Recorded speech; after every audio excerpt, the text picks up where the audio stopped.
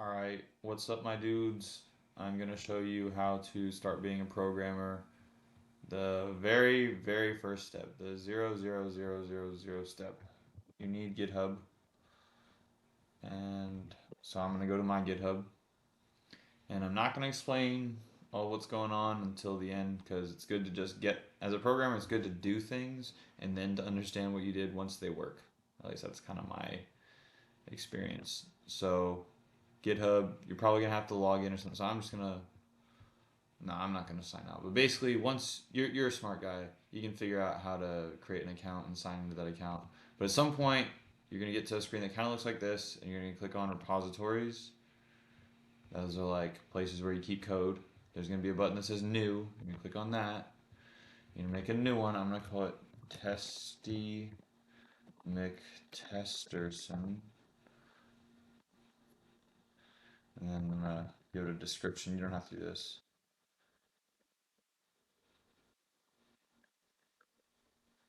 Okay, and then don't worry about all this stuff. Just copy what I have right now. Since this is your first time, you don't want to get super complicated. Make it public.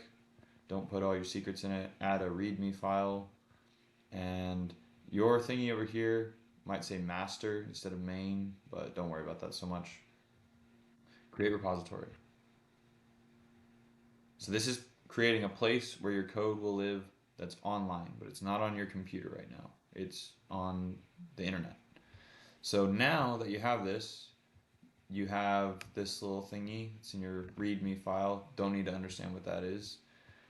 You're going to want to understand this little thingy right here. This is how you are going to pull your code down from the internet and put it on your local computer. Okay? To where even if you didn't have an internet connection, you would have the code on your computer. So just remember this. We'll come back to this in just a minute. Okay? It's basically just a web URL. You can see. Okay? So now we're going to do the part that actually makes you look like you know how to code. I'm gonna go over here and I'm gonna, don't worry about this, I'm just finding a spot to put things. Basically, what I just opened up is called command prompt. The way I did it is, actually I should show you that.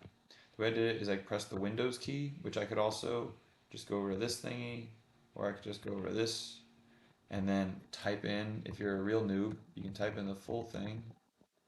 There you go, command prompt, click on it. Okay, cool stuff. And now, what you're going to want to do is you're going to want to click dir. That'll tell you what's going on, like what folders and files you have available. I'm in this specific location, and I want to go into, let me see, I want to go to, where do I want to go to? I want to go to sleep, but I'm not going to do that. I want to go to I want to go to my desktop. So here, look, I'm going to do something even smarter. I'm going to actually figure out where I need to go. So that's where I want to go. So I just went over to my files and I found my desktop because that's where I want to go. And this is the path to my stuff. I just clicked on this and it tells you the path. So I know I need to go into OneDrive. But basically, you'll find your own spot where you want to do things. You're going to do a super fancy programming technique called change directory, which is CD. Directory just means folder. You're gonna go through OneDrive, and look, I typed it. You know, y'all can't handle that. One drive. Look at that. Oh wow! Look now. Whoa, whoa. Okay. So now I want to go into my desktop, which I use the dir thing to. I use dir to see files and folders, and desktop is another file or folder that I'm interested in. Just want to make sure it's there. And I'm going to change directory again with CD. Desktop. No, this ain't the Backstreet Boys. This is your desktop. Okay. And now that I'm there, I actually want to go a little bit further. So basically, just find the spot where you want to put stuff. I'm going to put it in stuff. And yeah, I'm just being a little fast. I'm not going to explain how I'm doing everything, but you get the idea. Files. Okay. And if you have spaces and things, then you're gonna have to put the names in uh, double quotes. So let me just show you that one time. I'm going back up. So this means go back up. CD dot dot. That takes you up. See how random files isn't on there anymore? If I do CD random files, oh, well, that totally worked. So I'm a bad teacher, but don't listen to what I say, listen to what I mean. All right, so basically I'm here, and this is where I'm gonna clear the screen. That doesn't, of course, that doesn't work. CLS is one way you can clear the screen. But so now it looks all pretty. And now, this is where hopefully you have Git installed. If you don't, then you're gonna need to install Git, which, so I can move this thing. All right, I can't see the install Git. So literally Google install Git, Git installing Git. Amazing, amazing. And then on your computer, you're gonna want to do this. I recommend just doing the installer. So I found it right there. And you're gonna have to be a smart guy and figure out, do you have a 32-bit computer? Do you have a 64-bit computer?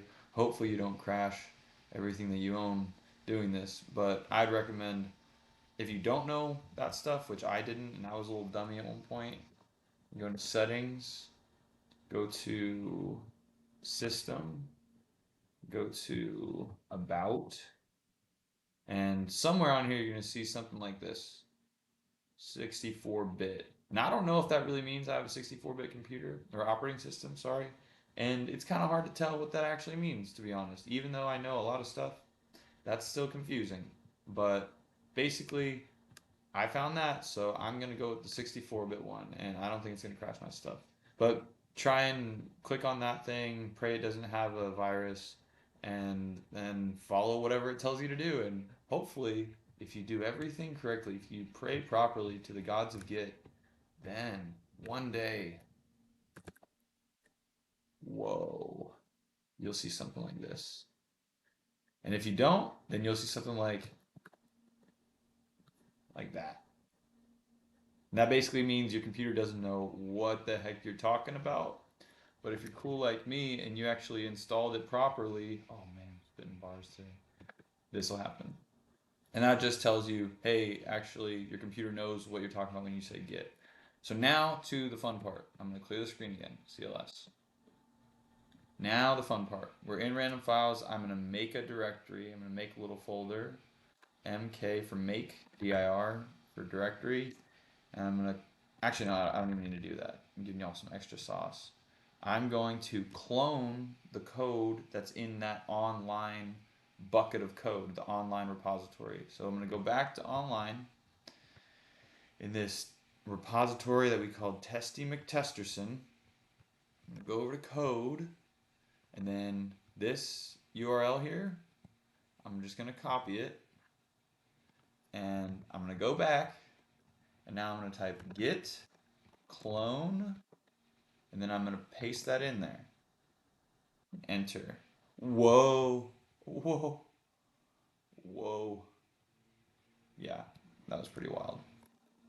And no, I'm not going to clear the screen yet. But now, if I look at my directory, oh man, that's pretty big. And I look carefully for Testy McTesterson. Whoa. Whoa. It did it. It did it. It freaking did it. Okay, so now I'm going to change directories into Testy McTesterson. Testerson, excuse me. You can see now this whole path ends with Testy McTesterson. So that means we're inside of that folder now. I'm going to clear the screen, make some room. And let's look. Look, we have a README file. Whoa. I wonder what's in the README file. Hopefully it's that, because that's what it says is in the README file now up here. We can even, well, I'm not gonna mess with that, but let's see if we can look in the README file. Stuff, random files, Testy McTesterson, read me, just begging to be read. Look at that. Don't get testy with me, or do. Pretty wild stuff there. So if that was 10 minutes of pure joy for you, then you might want to try psychiatric medication because for me, that took about 5 years of pain to really get down that process. So hopefully this simplifies the process for you. And this is absolutely the first step in learning to be a programmer. You might think, oh, well, we didn't actually make anything cool. Well, that's good because that also means that we didn't break anything cool, which is going to be the majority of your programming career. And Git helps you not do that. So we're going to start with the stuff that actually is going to help you be a good programmer. So see if you can do that on your own. Don't just copy me. See if you can repeat the process. Make a Git repo online. Clone it down. I always recommend that's the way you start. Don't start on your local machine and then push to the internet.